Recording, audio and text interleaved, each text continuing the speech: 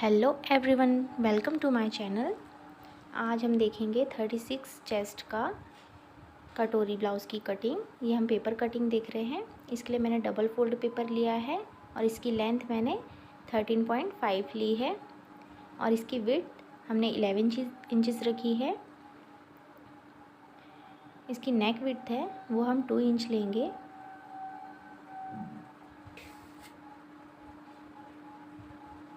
यहाँ पर हम 2 इंच पर मार्क करेंगे और अब हम जो शोल्डर है वो हम 5 इंच पे मार्क करेंगे।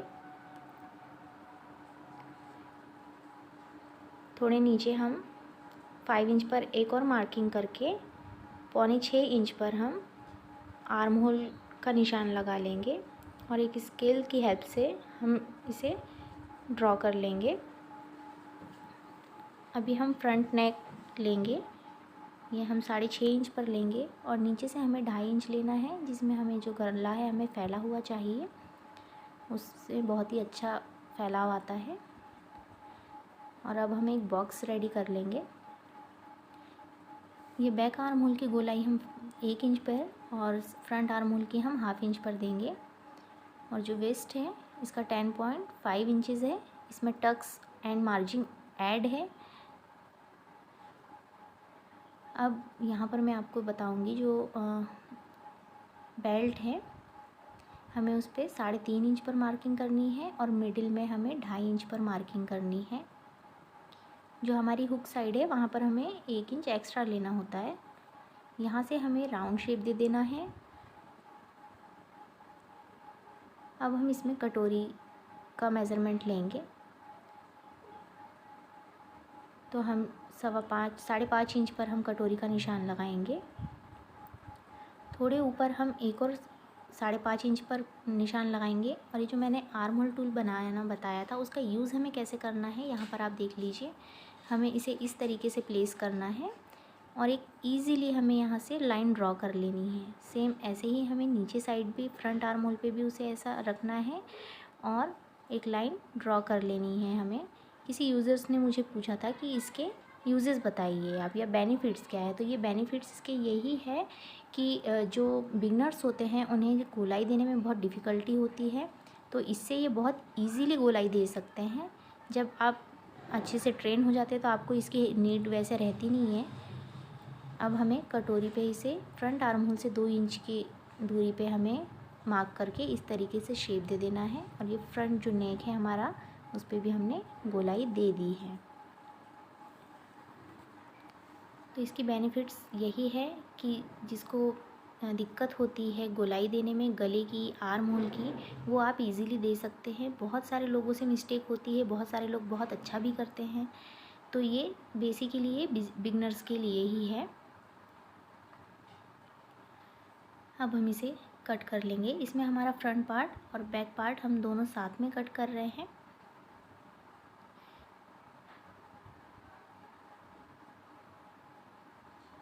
ये बैक पार्ट है और ये फ्रंट पार्ट है। तो हम पहले फ्रंट पार्ट की कटिंग पूरी करेंगे। अब हम इसमें जो फ्रंट आर्म होल है उसकी जो छटिंग कर लेंगे।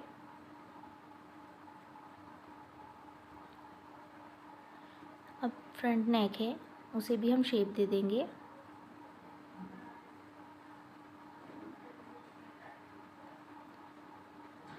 अब इसकी बेल्ट है वो भी हम कट कर लेंगे।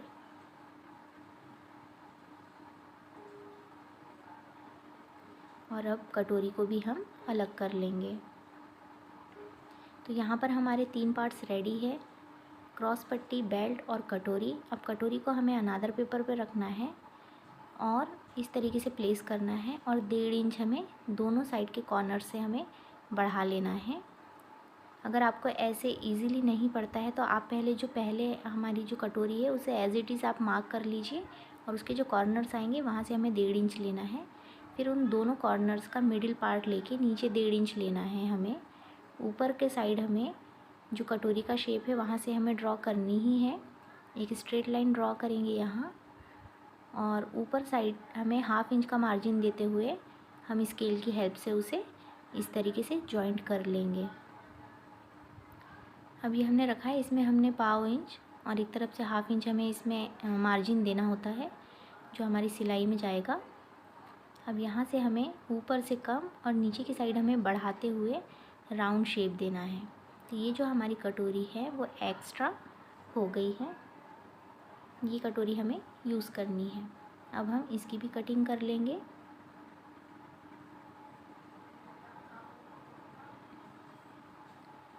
बहुत ही सावधानी से कीजिए, और अगर आप बिगिनर्स हैं तो आप इसकी प्रैक्टिस बहुत कीजिए।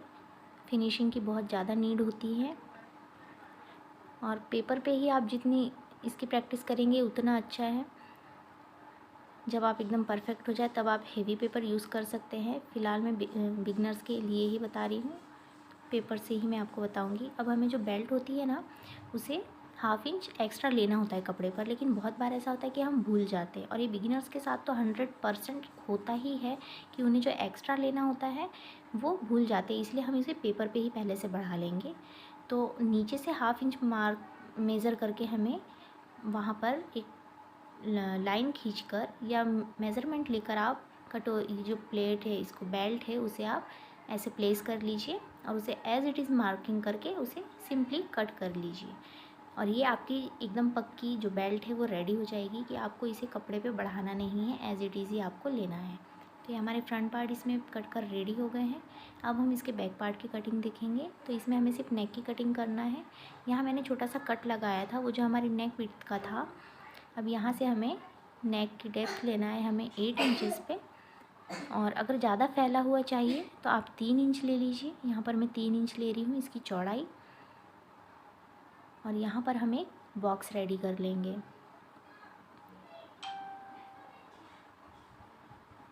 अब यहाँ पर हम हाथ से ही शेप दे देंगे, मैं यहाँ पर राउंड शेप ही दे रही हूँ। अब हम इसे भी अच्छे से शेप देते हुए इस तरीके से करेंगे। अब हम इसकी कटिंग करेंगे।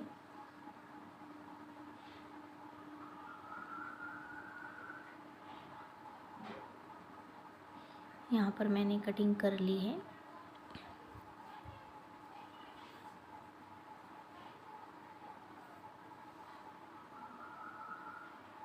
अब हमें आस्तीन काटने के लिए हमें यहाँ से ½ इंच छोड़ना है, और यहाँ से 2 इंच हमें मार्जिन का छोड़ना है, और यहाँ से हम टेप इस तरीके से घुमाते हुए मेज़रमेंट लेंगे। तो हमारा 9 इंच पे आ रहा है। अब हम स्लीव्स की कटिंग देखेंगे। तो उसके लिए एक हम पेपर ले लेंगे, डबल फोल्ड है, याद रखें डबल फोल्ड है, बंद साइड अपनी साइड होनी चाहिए। जो इसकी लेंथ है, हम लेंथ देखेंगे। इसकी लेंथ मैंने 6 इंच रखी है। तैयार 5 इंच है, ये इसमें 1 इंच एक्स्ट्रा है, और 9 इंच हमने इसका मेज़रमेंट निकाला था। तो 9 इंच पर एक मार्किंग कर लेंगे, और यहाँ पर स्केल की हेल्प से एक लाइन ड्रॉ कर लेंगे। अब यहाँ से हमें डाउन करना है, तो यहाँ मैं 2.5 इंच पर डाउन कर रही हूँ। यहाँ मैंने एक स्ट्रेट लाइन ड्रॉ कर ली है। अब हम इसी तरीके से शेप देते हुए, यहाँ इस तरीके से शेप देते हुए एक लाइन ड्रॉ कर लेंगे। अब यहाँ हम 2 इंच एक्स्ट्रा ले लेंगे, ये हमारा मार्जिन का है। यहाँ से ½ इंच डाउन करके हमें इस तरीके से शेप दे देना है। आप इसे मार्क करके भी ले सकते हैं। जब आप परफेक्ट हो जाते हैं तो आपको मेज़रमेंट की नीड नहीं रहती है। ये आस्तीन की गोलाई है 6 इंच, और उसमें 1.5 इंच मैंने एक्स्ट्रा ले लिया है मार्जिन का। आप इसे शेप अच्छे से दे दीजिए, और अब हम इसकी कटिंग करेंगे। हम इसकी अब कटिंग करेंगे।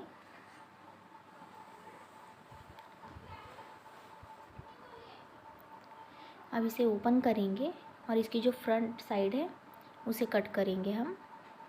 ये हमारी फ्रंट आर्म होल की गोलाई हो जाएगी।